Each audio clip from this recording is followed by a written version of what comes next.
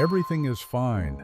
That is the sentence you return to when the dissatisfaction arrives, as it does with a regularity that you have learned to manage. Everything is fine. You have a roof. You are not in pain. People you love are alive. The bills are handled. By any honest accounting of what a human life requires, you are doing well. You know this. You've said it to yourself so many times that the saying has become a reflex, a small act of self-correction you perform whenever the emptiness surfaces, as though gratitude were a counter-argument rather than a different subject entirely. The emptiness is not impressed by the accounting. There is a specific thing that materially secure people do consistently that almost no one names.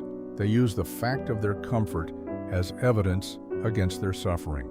They take the dissatisfaction, which is real, which is information, and they respond to it not by asking what it is pointing at, but by telling it that it has no right to exist. The ledger is positive.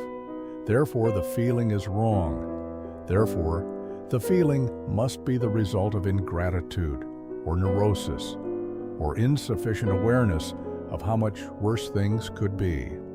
The dissatisfaction gets turned back on itself before it can say what it came to say.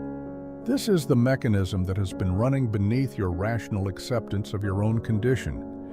You have been using your circumstances to prosecute your own interiority, and the prosecution has prevented you from hearing what the emptiness has actually been trying to tell you. Not because you're ungrateful, because you were given a framework by the culture, by the people around you, by the logic of every aspiration that organized your earlier life, that told you comfort was the goal. And when you arrived at the goal and found what was there, the framework had no category for what you found. So you concluded that what you found was wrong. It is not wrong. It is the most important signal you have received in years. The power this script is offering is not the power to feel better about your comfortable life. It is something more specific and more honest. The capacity to stop using your comfort against yourself. To hear the emptiness as the thing it actually is, a precise and accurate message from a self that has been given everything the culture promised and still lacks what it requires, rather than as evidence of your failure to appreciate what you have. That shift from prosecuting the signal to receiving it does not resolve the dissatisfaction, but it puts you in a different relationship with it. You stop spending the attention on self-indictment and start spending it on what the signal is actually pointing at. That is not a small thing. If this channel is naming things you haven't found named elsewhere, subscribe. It's how this work reaches the people who need it. The comfortable person who experiences this particular dissatisfaction is not failing to appreciate what they have. They are failing to understand what was always missing from the promise that comfort makes. Viktor Frankl's central observation, the one that most treatments of his work soften until it loses its edge, is not that meaning is important. It is that the human organism requires meaning with the same structural necessity that it requires oxygen, and that the absence of meaning is not an inconvenience but a specific and detectable form of suffering that presents as purposelessness, numbness, and what he called the existential vacuum. He was making this observation from the most extreme possible context, which is important precisely because the extreme context stripped away everything comfort provides: safety, pleasure, predictability, the social environment. And what Frankl noticed was that what remained capable of sustaining human beings was not any of those things. It was orientation towards something that mattered, towards something that required them specifically. toward a tension between who they were and what they were called to do. Now, here is the part that most Frankl summaries do not carry through. The existential vacuum that Frankl observed in the camps was not produced by deprivation. It was pre-existing. The people who collapsed without meaning under extreme conditions were people who had not developed a relationship with meaning before the conditions arrived. And the reason most of them had not developed that relationship is that their prior lives, their ordinary, moderately comfortable lives, had never required them to. The comfort was functioning, as comfort does, to manage the conditions that would otherwise have made the question of meaning unavoidable. This is the mechanism operating on you. Not that you have too much, that what you have has been doing a specific job, the job of preventing the friction that would have made meaning necessary, and the job has been too thorough. The comfort has not given you everything. It has given you everything except the conditions under which the thing you actually need becomes clear. Nietzsche understood this before most people were willing to articulate it, and he understood it with a precision that his popularizers tend to blur. His concept of the will to power is almost always misread as ambition or dominance, as the desire to be above others, to accumulate, to win. What Nietzsche meant was something more interior and more uncomfortable. The drive toward the full expression of one's own nature, toward the encounter with genuine resistance, toward the specific experience of being extended by something that requires more than what you currently are. The will to power is not the will to have more. It is the will to become more. And the specific tragedy of comfort, the tragedy Nietzsche saw before the comfortable class was large enough to constitute a social phenomenon, is that a life from which genuine resistance has been removed is a life in which the will to power has nothing to push against. It does not disappear. It turns inward. It becomes the specific restlessness, the vague purposelessness, the sense that something important is not happening that characterizes the comfortable person's dissatisfaction. The will to power is still present. The conditions under which it could become anything other than a low-grade ache are not. The comfortable person does not lack ambition. They lack friction. And in the absence of friction, the ambition has nowhere to go except into the prosecution of itself.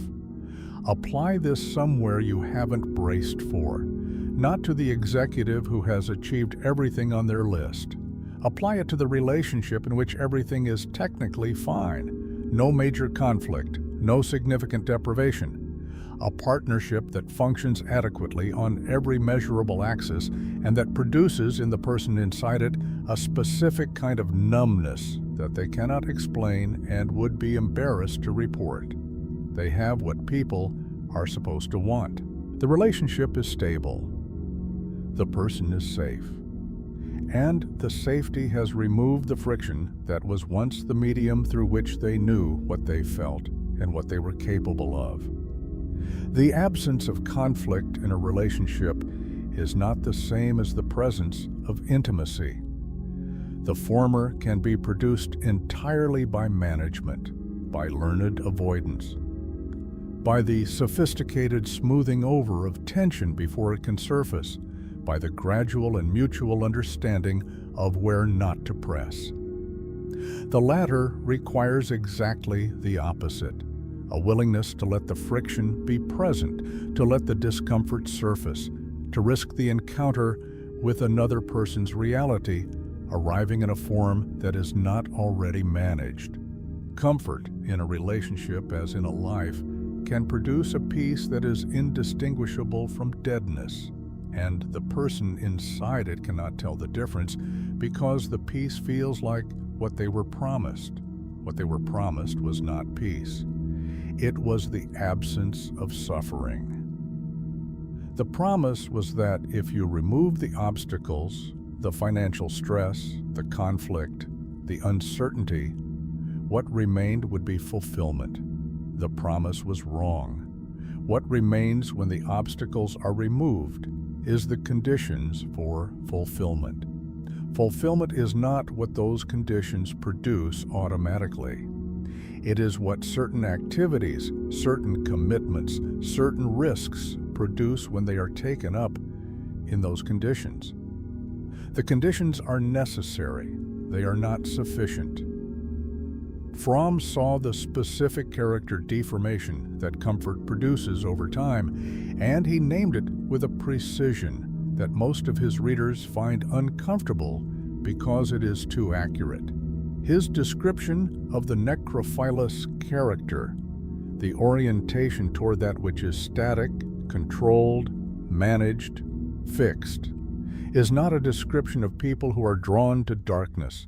It is a description of what happens to a person who has organized their life around the elimination of uncertainty. The necrophilous orientation is not chosen. It is installed by a sustained relationship with a life from which the unpredictable has been progressively removed. The person who has built, over years, a life of reliable management, reliable income, reliable routine, reliable social environment, has not become comfortable. They have become organized around comfort as a primary value. And organization around comfort as a primary value is, in Fromm's analysis, a vote against the conditions under which the self grows. The biophilous orientation, the character drawn toward growth, toward genuine encounter, toward the new and the uncertain, is not a disposition you are born with or without. It is the result of sustained contact with experience that required you to be more than what you were. It is built through friction, it is maintained through friction, and in the absence of friction, it does not remain stable. It slowly, almost imperceptibly, shifts, not toward anything dramatic, toward the preference for the managed, toward the slight but consistent choice of what is known over what is not, toward the progressive narrowing of what the self is willing to encounter. Most people in this position do not experience it as narrowing. They experience it as finally having arrived somewhere stable. They have confused the stability of the container with the vitality of what is inside it. Jung's concept of individuation pressure, the internal force that pushes toward the full expression of who a person actually is, as opposed to who their circumstances and social environment have required them to be, does not stop when the circumstances become comfortable. It intensifies. The persona in Jung's framework is the social mask built in response to what the environment rewards. In an environment of comfort, the persona is built around the management of comfort, around the performance of satisfaction, gratitude, and adequacy. The persona reports everything is fine, and the internal reality, which includes the parts of the self that have never been developed, that have been waiting behind the comfortable performance for conditions that never arrived, generates the pressure that the person experiences as dissatisfaction without object. The dissatisfaction is not without object. Its object is the unlived interior life. What is pressing against the comfortable surface is the part of the self that was never extended, never tested, never required to become anything more than adequate. This pressure is not a symptom to be treated. It is individuation doing its job, pushing the self toward its own fuller expression, in conditions designed to make that expression unnecessary. And here is where the complication arrives, because this is where the answer becomes harder than it first appeared. You cannot think your way out of comfort's specific trap. The person who understands the mechanism, who can articulate precisely why their comfortable life has disabled the primary mechanism of meaning generation, is not thereby free of the condition. Understanding does not constitute friction. It is itself a comfortable activity. The mind that has grasped the idea of why comfort fails has not thereby experienced the resistance that the idea describes. It has had a thought about resistance, and thoughts about resistance are extraordinarily easy to have inside a comfortable life because they require nothing of the person having them except the willingness to engage with the idea. This is the specific irony that Nietzsche would have recognized.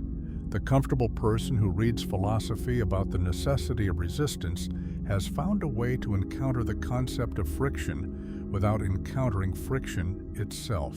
The reading is smooth. The understanding arrives easily.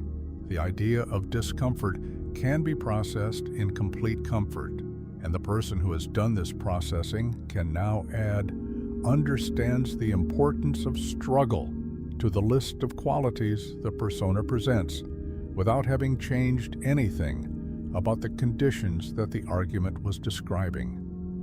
Camus made the observation that the absurd, the collision between the human need for meaning and the universe's silence on the subject, is not a problem to be solved. It is a condition to be inhabited.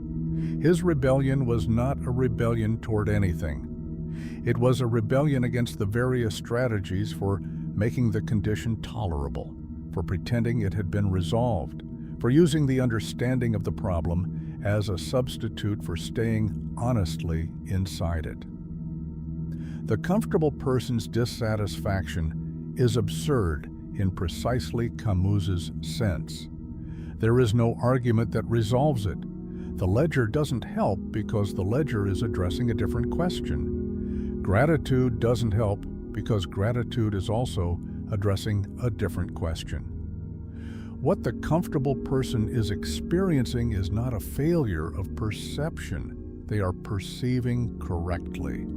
The comfortable life, as organized, does not produce what they need. The fact that it should, by the logic of every promise they were given, does not change what it produces. Living honestly inside this is not the same as living in despair. Camus was specific about this. The person who has genuinely received the absurd, who has stopped reaching for the resolution that is not there, is not thereby defeated. They are in a different relationship with the condition. They have stopped spending their attention on the prosecution of the signal. They are in contact with what the signal is actually reporting. What the signal is reporting is not that you are broken or ungrateful or neurotic. It is that something in you requires a form of engagement with your own life that your current conditions do not provide. Not comfort's removal, not manufactured hardship. Something more specific, the sustained encounter with something that matters enough to cost you something. Something that requires more of you than you currently are, and that would tell you, through the resistance it provides, who you are capable of becoming. The comfortable person does not need to suffer, they need to be required. That requirement cannot be manufactured from inside the comfortable life. It cannot be produced by deciding that it would be good to have it. It arrives, when it arrives, through the encounter with something genuine, a commitment that exceeds your current capacity, a relationship that does not allow the smooth management you have learned, a question about how you are living that you cannot answer with the usual abstractions and that does not dissolve when you put it down. Most comfortable people go looking for this in the wrong direction. They look for it in experience, in travel, in novelty, in the expansion of the comfortable repertoire. These things provide stimulation. They do not provide the friction that the mechanism requires, because they can be consumed from inside the comfortable orientation without fundamentally threatening it. The person who is organized around comfort can travel. They can have new experiences. They can have very good conversations about their dissatisfaction, and they can return from all of it unchanged in the dimension that matters, because nothing in the encounter required them to be. The requirement arrives through commitment, not through experience, through the taking up of something that exceeds what you currently have to offer. A project, a relationship, a creative work, a form of engagement with the world, in a way that makes the outcome genuinely uncertain and makes your response to that uncertainty genuinely informative about who you are. The requirement is not hardship. It is the willingness to be in a relationship with your own life in which something real is at stake. Most comfortable people are not willing, not because they are cowards, because the comfortable life has been very good at providing the sensation of meaning through busyness, through achievement, through the performance of purpose, without the actual friction that meaning requires. And the performance is convincing enough, and familiar enough, and socially validated enough that the gap between it and the real thing can be lived in indefinitely, not forever. The dissatisfaction that has been arriving, the one you've been telling yourself you have no right to, is what happens when the performance is no longer sufficient. When the comfortable life's capacity to produce the sensation of meaning at the surface level has been exceeded by the internal pressure that has been building beneath it. When the unlived interior is pressing hard enough against the persona's surface that the performance is starting to show the seams. You are not ungrateful. You are not neurotic. You are not failing to appreciate what you have. You are a person whose internal life has been correctly reporting for some time that the conditions you are living in are not adequate for what you require, and you have been using those conditions against the report, as though the adequacy of the conditions were evidence against the accuracy of the report. The conditions are fine. The report is also accurate. Both of those things are true simultaneously, and the discomfort of holding them both without resolving one into the other is precisely the discomfort that this script has been building toward. There is no resolution here that will arrive in the next few minutes, or as a consequence of having understood what has been described. Understanding is not the same as change. The mechanism that the comfortable life has installed does not dissolve on recognition. What changes is only what changes first, the end of the self-prosecution. The dissatisfaction no longer has to defend itself against the ledger. It can say what it came to say. What it came to say is not an action item. It is a direction, a claim about what you require that has been true for longer than you have been willing to hear it, and that the accounting has been too loud to let you listen to. The accounting is done.